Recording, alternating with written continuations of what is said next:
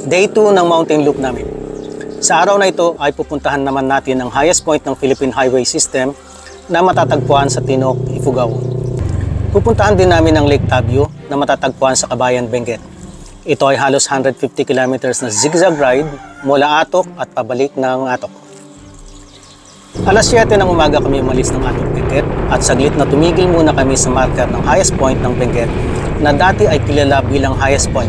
Sa kadahilan ng nasa Tinok, Ifugao na ang kasalukuyang highest point, ang highest point sa Benguet ay pangalawang highest point na lang ngayon. Ito yung highest point. Ang pupuntahan natin ngayon ay dalawang highest point.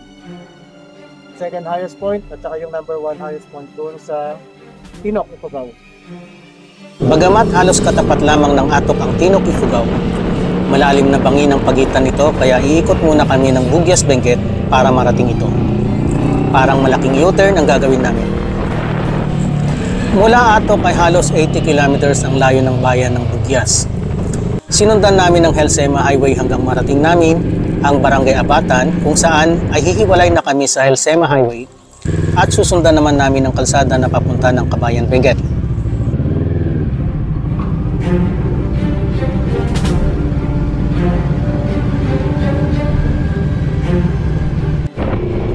Asahan din ang matatarik ng palusong sa lugar na ito hanggang marating at malampasan namin ang town proper ng Bugyas.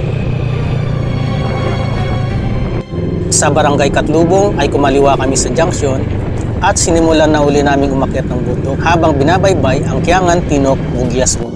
Muli ay matitinding ahunin ang daan na ito. Noong paakyat nga pala kami sa malapit sa boundary ng Bugyas at Tinok ay muntik pa akong maging kwento na lang dahil dumulas ang gulong ni 650 gawa ng may nadaan ng buhangin sa isang kurbada.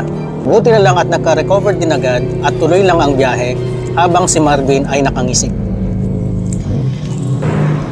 Ilang beses na akong nakarating sa lugar na ito at madalas ay maulan o foggy weather sa mga nakaraang punta ko. Sa ride namin ito ay nataon na sunny weather.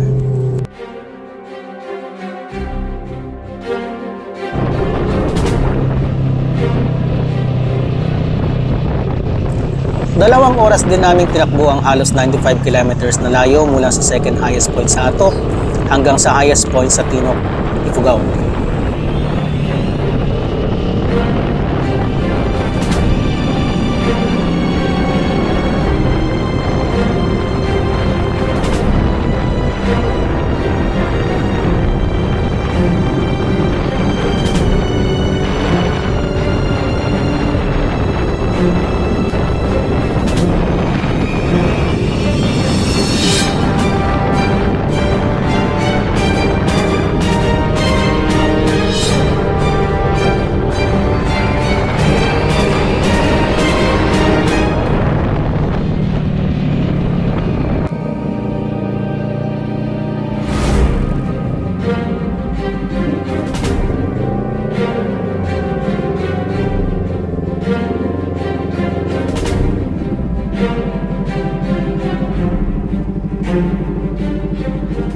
Tayo ngayon sa highest point ng Philippine Highway System dito sa Tinok, Ifugao, Tinok.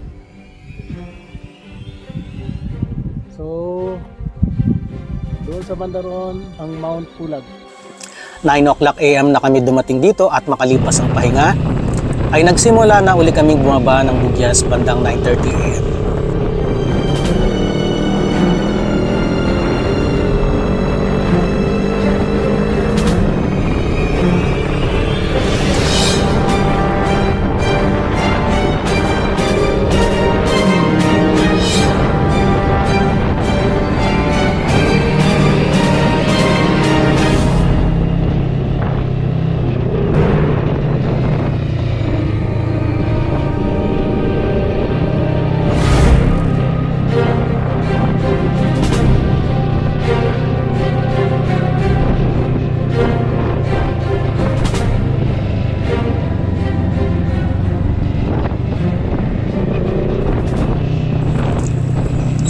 Napakaganda ng tanawin pababa ng Katlubong. Sa mga motorista ay advisable na gumamit ng engine brake at huwag umasa lamang sa preno dahil tiyak na mag-overheat ito. Sa mga scooters na walang engine brake, advisable na pagpapahingahin natin ang preno at huwag palaging nakadiin sa brake lever upang iwas sa pagkawala ng preno gawa ng pag-overheat nito.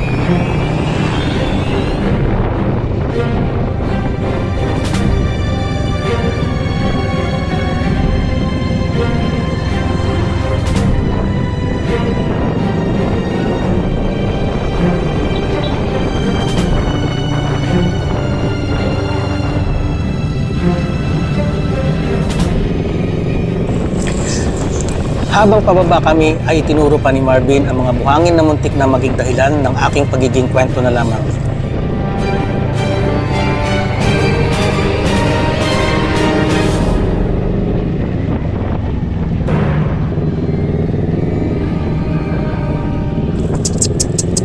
Ang lupit talaga niya, no?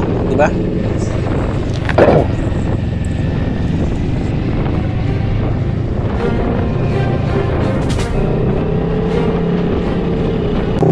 Ang sumunod naman naming pinuntahan ay ang Lake Tabio na matatagpuan syempre sa Mount Tabio sa Kabayan, Benguet.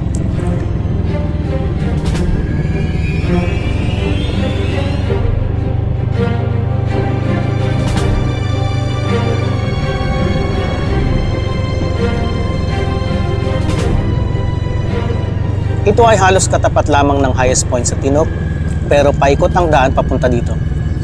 Narating namin ito bandang alas 10:15 ng umaga. Ang lugar na kinaroroonan ng Lake Tabio ay bahagi ng Mount Pulag Protected Area. Lahat ng mga bibisita sa lugar na ito ay kailangang mag-register sa Ranger Station. 100 pesos ang bayad ng mga magkakamping at 20 pesos lang ng bayad ng bibisita lamang. At 20 pesos lamang ang bayad ng bibisita lang. Maliban sa Lake Tabio ay may matatagpuan din na ibang lake sa lugar na ito, kagaya ng Inculo Lake, Latep Nangapo Lake, at ang Bulalakaw Lake. Subalit kailangan ng guide para mapuntahan ang mga ito. 1,000 pesos ang bayad sa guide.